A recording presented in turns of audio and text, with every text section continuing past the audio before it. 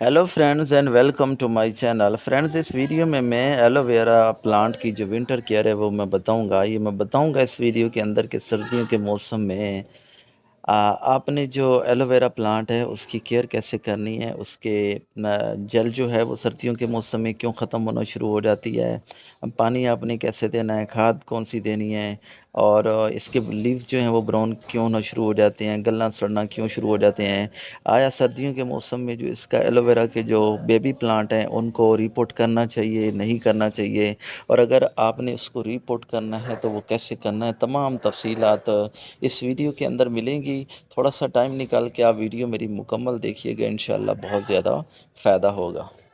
अच्छा फ्रेंड्स, ये मेरा एलोवेरा का प्लांट पड़ा हुआ है। इसके कुछ प्लांट के तो लीव्स बहुत ज़्यादा ग्रीन हैं और कुछ के बहुत ज़्यादा ब्राउन हैं, कुछ गल सड़ गए हैं, ऊपर टिप्स जो हैं वो भी गल सड़ गई हैं, और जो इसके जो हैं वो रस भी जो है वो कुछ लीव्स के अंदर ख़त्म हो गया। तो ये सारी वजूहत मैं आपको बताता हूँ कि क्या इसकी वजूहत हैं। हालांकि गर्मियों के मौसम में मैंने इसको जो है वो बिल्कुल शेड के अंदर रखा था, दीवारों के शेड के अंदर और नेट के नीचे रखा था, और सर्दियों में मैंने इसको पार्शली शेड के अंदर रखा। तो फिर भी इसके अंदर मैंने कुछ तब्दीलियां देखी। वो तब्दीलियां क्या हैं वो ज़रा मैं बताता हूँ, फिर इनका मैं इलाज भी बताता हूँ। अच्छा, ये देखें आप, इसके लीव्स जो हैं वो ब्राउन भी हो गए, खुश्क भी हो गए, और इनके अंदर आप ज़रा देखें तो इसके अंदर जो है वो रस भी नहीं होगा, रस भी जो है वो ख़त्म हो चुका है। इसकी टिप्स जो हैं वो भी टिप्स भी ब्राउन हो गई हैं, और जो है इसके अंदर जो है वो रस भी ख़त्म हो चुका है।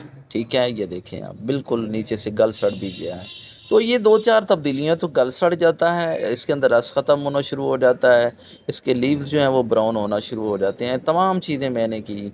मैंने जैसे कहा ना, सर्दियों में मैंने इसको पार्शली शेड में रखा, इसको गर्मियों में भी मैंने बचाया, लेकिन फिर भी उसके अंदर जो है ना वो ये सारा कुछ हो गया। गलने सड़ने का अमल ये तमाम होता क्यों है? अच्छा, गलना सड़ने का अमल तभी होता है जब आप इसको ओवर वाटरिंग करते हैं। सर्दियों के मौसम में जब आप पानी आप इसको ज़्यादा देते हैं, ओवर वाटरिंग करते हैं, तो फिर ये गलने सड़ने का अमल हो जाता है और लीव्स खुश्क क्यों होना शुरू हो जाते हैं। लीव्स खुश्क किस लिए शुरू हो जाते हैं कि आप अगर इसको पानी कम देते हैं। देखिए, ये सकुलेंट प्लांट है। सकुलेंट प्लांट एक ऐसा प्लांट होता है जिसको पानी की कम ज़रूरत होती है, क्योंकि इसके लीव्स के अंदर जो है ना वो सारा पानी होता है। तो ओवर वाटरिंग से गलना सड़ना शुरू हो जाता है। कम पानी से अगर देंगे तो उसमें भी जो है वो एक तो लीव्स उसके गल सड़ जाएंगे, दूसरा इसके अंदर से रस भी ख़त्म हो जाता है। मतलब जल जो है वो ख़त्म हो जाती है, और लीव्स भी जो है ना इसके गलने सड़ना शुरू हो जाता है। तो यही वजह होती है। सर्दियों में केयर आपने इस तरह करनी होती है कि आप जहाँ ये प्लांट पड़ा हुआ है उस प्लांट को आप उधर ही पड़ा रहने दें। और सर्दियों के मौसम में देखें, बेबी प्लांट जो है वो नवंबर का महीना, उसमें आपको नहीं करना चाहिए। फरवरी जैसे शुरू होती है तो उस महीने में आप उसको जो है वो रिपोर्ट कर दीजिए।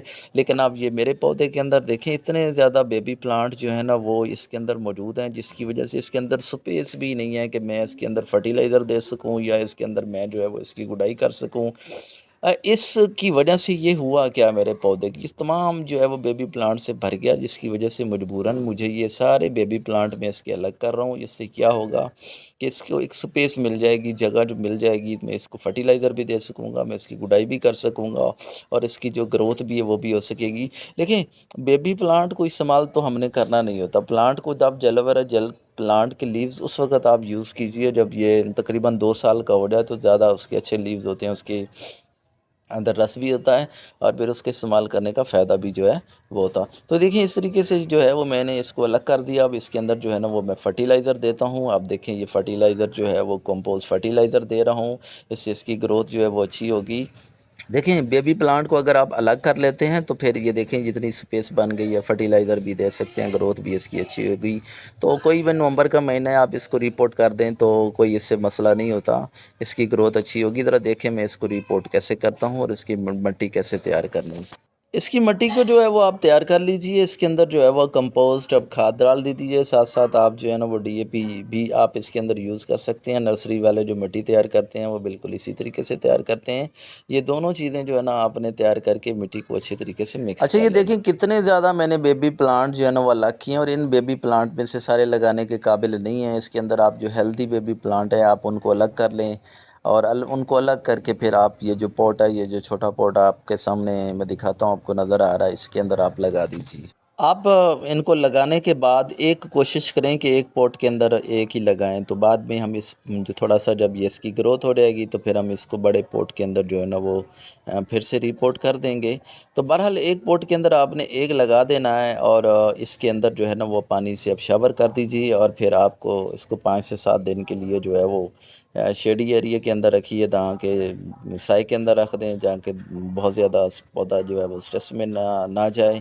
तो यही था इसकी केयर के इस विंटर केयर, इसको सर्दियों में इसकी केयर करने का तरीका यही था। अगर आपको मेरी वीडियो पसंद आई तो आप मेरे चैनल को सब्सक्राइब कर दें, घंटी के बटन को दबा दें और हो सके तो आप मेरी वीडियो को शेयर कर दीजिए ताकि किसी और का भी फ़ायदा हो जाए।